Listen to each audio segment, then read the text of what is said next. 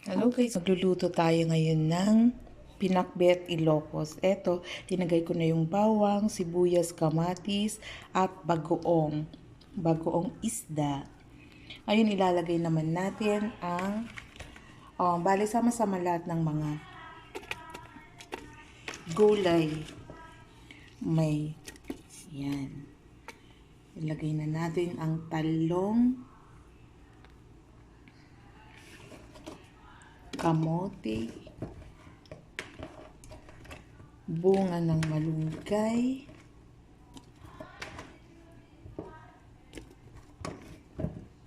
ayan, para masarap ang ating pakbet. And then,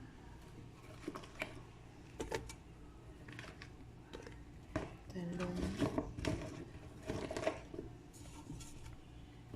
And then, ilagay na natin ang kamote, talong.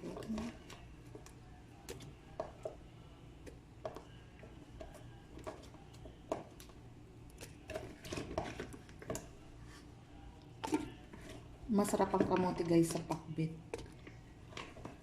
Try it. And you will love it. Diba? Ito. Then, ilagay na natin ang what's this? Ampalaya.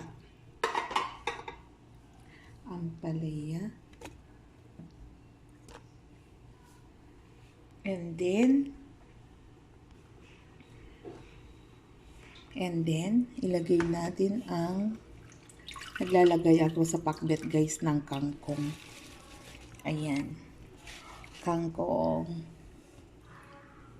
And then, okra. Lagay natin ang okra. Masarap din guys ang may okra.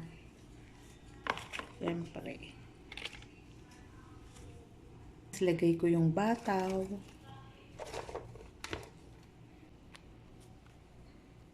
Bataw. Ayan. Bataw. Then, sitaw.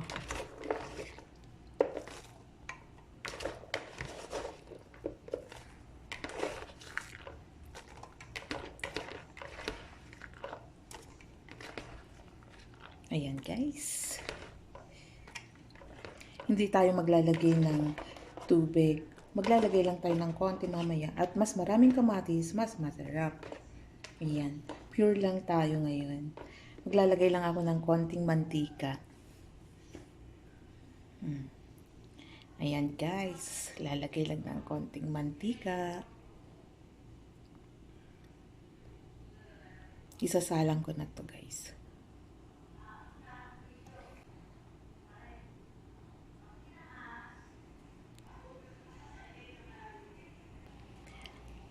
Ayan guys, sinalang ko na.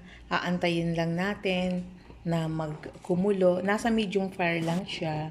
Tatakpan ko na guys. See you later. Ito na guys, paluto ng ating Ilocos pakbet. Ayan guys. Tapos ipapartner ko to guys sa pritong fish.